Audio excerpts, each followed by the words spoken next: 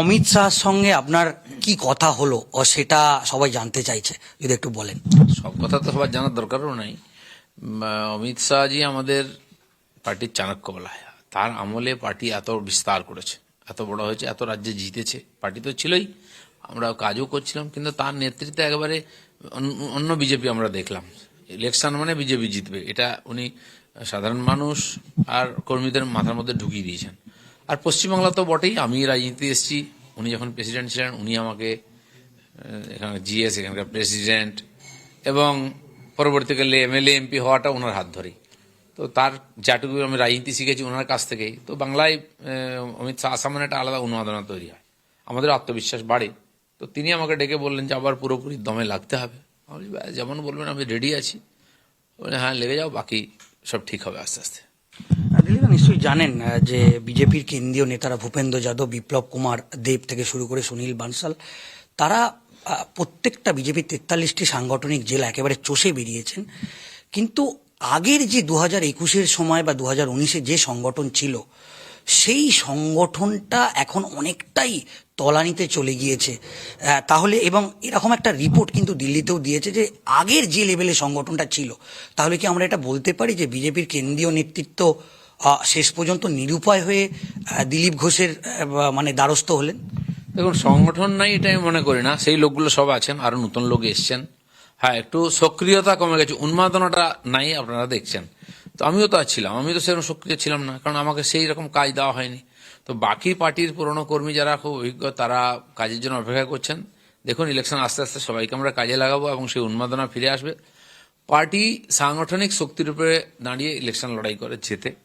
তো সেই সংগঠনকে ঠিক করা নিচের থেকে শুরু হচ্ছে, লিস্ট তৈরি হচ্ছে, সমস্ত কর্মীদের ডাকা হচ্ছে, তাদেরকে সম্মেলন হচ্ছে, তাদেরকে কি করতে হবে বলা হচ্ছে। আপনি দেখলেন সেদিন অমিত শাহ কলকাতাতে এলেন, সায়েন্স সিটিতে 4000 কর্মী সম্মেলন হলো।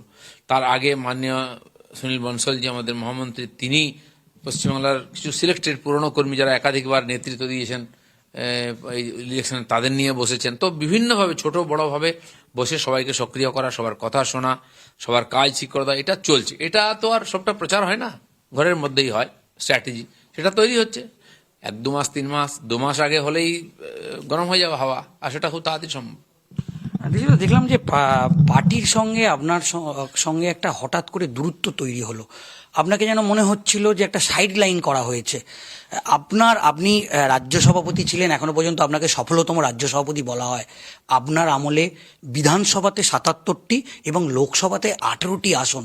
এখনো পর্যন্ত যদি পশ্চিমবঙ্গের ইতিহাস আমরা দেখি, সব থেকে বেশি আপনি রাজ্য সভাপতি যখন ছিলেন তখন এই ফলাফল হয়েছিল। তাহলে কি আপনাকে কি কেউ সাইড লাইন করে দিয়েছিল পার্টি থেকে? দেখুন, আমার আগের যারা রাজ্য সভাপতি ছিলেন তারাও এখনো সক্রিয় সুস্থ আছেন, তারা কাজও করছেন, আমিও সেভাবে ছিলাম। তো যখন নতুন কোনো নেতৃত্বকে সামনে আনতে হয়, তাকে জায়গা দিতে হয়, তার নেতৃত্ব যাতে প্রতিষ্ঠিত হয় তার জন্য সবাইকে সহযোগিতা করতে হয়। তো সেজন্য যারা আমাদের নেতৃত্ব দিচ্ছেন তাদেরকে ফোকাস করেছেন, আমরাও করেছি, আপনারাও করেছেন। তার মানে এই নয় যে বাকিদের কোনো গুরুত্ব নেই। হ্যাঁ, আমাকে রাজ্য স্তরের পরে কেন্দ্রীয় স্তরে নিয়ে যাওয়া হয়েছিল। রাজ্য কমিটি থেকে বা এখানে কাজ করা আমার সময়, আমি এখানে বুথ সশক্তিকরণের কাজ করেছি, আমি বুথ ইন্সপেকশন হলো, বুথ ম্যাপিং হলো, সব জায়গায় আমি বুথে বুথে গিয়ে কাজ করেছি। এটা তো ওই মিডিয়ার চোখে পড়ে না, এটাই আসল কাজ সংগঠনের, সেটা আমরা করেছিলাম। নির্বাচন এলে সভা সমিতি হলে তখন দেখা যাবে, সবাই যখন ডায়াস দাঁড়িয়ে ভাষণ দেবেন সবাইকে দেখা যাবে। আমরা একটা বিষয়ে দেখলাম যে অমিত শাহের আপনাকে ডাকলেন, তারপর আপনি বিজেপি রাজ্য সভাপতি শ্রমিক ভট্টাচার্যের সঙ্গে দীর্ঘ আলোচনা করলেন এবং শ্রমিক ভট্টাচার্য বাইরে বেরিয়ে এসে আমাদের জানালেন যে দিলীপ ঘোষ তিনি পাহাড় থেকে জঙ্গলমহল, পাহাড় থেকে সাগর, তাকে দেখা যাবে। এবং তিনি এটাও বললেন যে 13 তারিখের যে সভা, সেখানে আমরা একসঙ্গে দুজনে থাকব। দিলীপ ঘোষ এতদিন বাড়িতে থেকে স্ট্র্যাটেজি তৈরি করছিলেন, এরকম নয় যে দিলীপ ঘোষের সঙ্গে আমাদের কোনো দূরত্ব তৈরি হয়েছিল। এবং আপনাকে সিলমোহর দিলেন এবং বললেন যে এবার পাহাড় থেকে সাগর দিলীপ ঘোষকে আমাদের সংগঠনের কাছে দেখা যাবে। কি বলবেন? দেখুন, আমাদের পার্টিতে প্রেসিডেন্ট সর্বোপরি, যেন উনি আমাদের নেতা।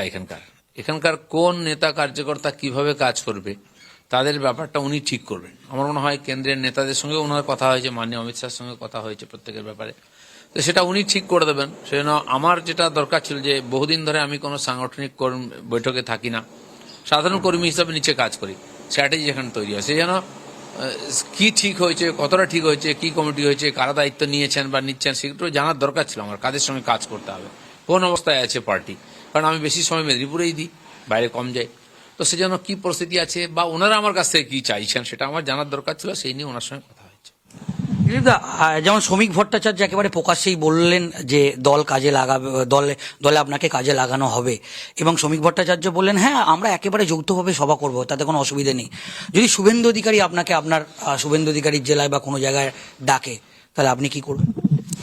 না না, কেউ ডাকবে সেটা তো পার্টি ঠিক করবে, কোন সভাতে কোন নেতা যাবে। সে প্রত্যেকেই একসঙ্গে হতে পারে, সবাই একসঙ্গে থাকি আমরা বড় প্রোগ্রাম হলে, আবার একজন দুজন আলাদা আলাদা থাকি। তো শুভেন্দুর জায়গায় যদি সভা হয়, উনি আমাকে বলেন যে আমার আসার দরকার আছে, আমি নিশ্চয়ই যাবো ওখানে। বা যেখানে পার্টি বলবে যাবে, সেটা একটা কমিটি থাকে, তারা ঠিক করেন প্রবাস, আমাদের নেতারা কে কোথায় যাবে, কে কোথায় গেলে ভালো হয় সেরকম। তো আমি ছাড়াও আমার সিনিয়র আছেন মাননীয় রাহুল দা, তিনিও কাজের মধ্যে আছেন পুরোপুরি, তিনিও ঘুরছেন, তাকেও পাঠানো হবে। সবাই মিলে আমরা একটা টিম। 2026-এ আপনাকে কি বিধানসভায় কোনো আসনে প্রার্থী হিসেবে দেখা যাবে? আপনি আগেই বলেছেন যে দল যদি আপনাকে চায়, এবং আমরা দেখেছি যে জ্ঞান সিং সোহনপালের মতো হেভিওয়েট একজন কংগ্রেস নেতা, মানে দীর্ঘ দিনের তিনি সেখানকার বিধায়ক, তিনি আপনি তাকে হারালেন এবং প্রথমবার আপনি বিধায়ক হলেন খড়গপুরে। এইটা নিয়ে আপনি কি বলবেন? না, পার্টি যখন আমাকে ইলেকশন লড়তে বলেছে আমি লড়েছি। গত বিধানসভা নির্বাচনে আমাদের প্রায় 5-6 জন এমপি তারা লড়াই করেছিলেন, মন্ত্রীও ছিলেন বাউল সুপ্রিয়, তারা লড়েছিলেন। তো পার্টি ঠিক করলো, আমাকে বলা হলো তোমাকে ইলেকশন লড়তে হবে না, তুমি ঘুরে ঘুরে প্রচার করো। তো আমি প্রচার করেছি, তো পার্টি যে রোল দেবে সেটা প্লে করবো আমরা। দিলীপ, আমরা দেখলাম যে হুমায়ুন কবির তিনি বাবরি মসজিদের শিলান্যাস করলেন, এবং এইটাকে কি আপনি সমর্থন করেন? না না, মসজিদ তো করতেই পারেন, কিন্তু বাবরের সঙ্গে আমাদের কোনো সম্পর্ক নেই। তিনি আক্রমণকারী ছিলেন, ভারতবর্ষে নরসংহার করেছেন, মন্দির ভেঙেছেন, এখানকার মানুষের উপর অত্যাচার করেছেন, ধর্মান্তরিত করেছেন হিন্দুদেরকে। তো সে আমাদের কখনো বন্ধু হতে পারে না। বিদেশি আক্রমণকারীর কি নামে কি করে এখানে স্মৃতিসৌধ হতে পারে, মসজিদ হতে পারে? আর আমার যতদূর জানা আছে, ইসলামে বোধহয় কারোর নামে কোনো মসজিদের অনুমতি নাই। তো সে তো পুরোপুরি রাজনীতিক, যেমন মমতা ব্যানার্জি জগন্নাথ মন্দির করলেন, এখানে দুর্গা মন্দির করছেন। তো এখন কম্পিটিশন চলছে টিএমসির মধ্যে যে কে কত বেশি ধার্মিক, কে কত বেশি সাম্প্রদায়িক। তো সেই জন্য ইলেকশনের জন্য করছেন, আমার মনে হয় না এটা খুব একটা ফ্যাক্টর হবে। এবং আপনি দেখলেন যে মুখ্যমন্ত্রী মমতা বন্দ্যোপাধ্যায় দুর্গাঙ্গনের শিলান্যাস এখানে করলেন। তাহলে আমরা একটা বিষয় এখন দেখতে পাচ্ছি, তাহলে 2026-এর বিধানসভা নির্বাচনের আগে এই যে হিন্দু ভার্সেস মুসলিম, এরকম কি কোনো ইস্যু একটা, যেটা 2026-এর বিধানসভা নির্বাচন একটা বড় ইস্যু হয়ে যাচ্ছে, মানে মানে হিন্দু মানেই বিজেপি, এরকম একটা কোনো ইস্যু তৈরি হচ্ছে কি? হিন্দু ভার্সেস মুসলিম হবে না,